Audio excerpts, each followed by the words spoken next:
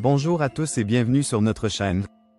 Aujourd'hui, nous allons explorer un passage puissant de la Bible, dans Matthieu 25, qui nous parle de la parabole des talents.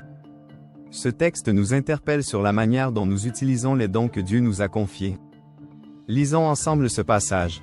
Celui qui avait reçu un seul talent s'avança et dit, « Maître, je savais que tu es un homme dur, moissonnant où tu n'as pas semé et récoltant où tu n'as pas répandu. J'ai eu peur et je suis allé cacher ton talent dans la terre. Voici, prends ce qui t'appartient. » Son maître lui répondit, « Serviteur mauvais et paresseux, tu savais que je moissonne où je n'ai pas semé et que je récolte où je n'ai pas répandu. Il aurait donc fallu que tu mettes mon argent chez les banquiers, et à mon retour, j'aurais récupéré ce qui est à moi avec un intérêt. Enlevez-lui donc le talent et donnez-le à celui qui a les 10 talents. » Ce passage nous montre plusieurs choses importantes que nous allons en prendre compte pour ce nouvel an qui commence.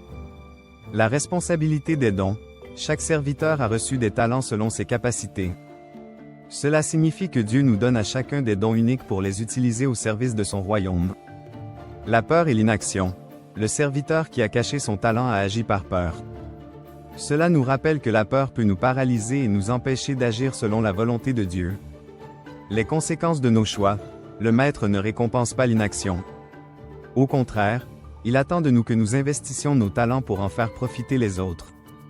Alors, que pouvons-nous apprendre aujourd'hui? Identifiez vos talents. Prenez le temps de réfléchir aux dons que Dieu vous a donnés. Que ce soit des compétences pratiques, des talents artistiques ou des capacités relationnelles, chaque don compte. Mettez-les en action. Ne laissez pas la peur vous retenir.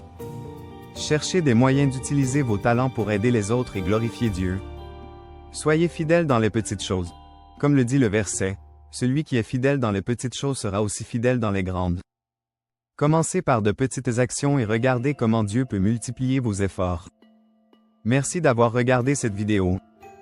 N'oubliez pas de vous abonner pour plus de réflexions bibliques. Partagez vos talents avec le monde et n'hésitez pas à laisser un commentaire sur la façon dont vous comptez utiliser vos dons. À bientôt.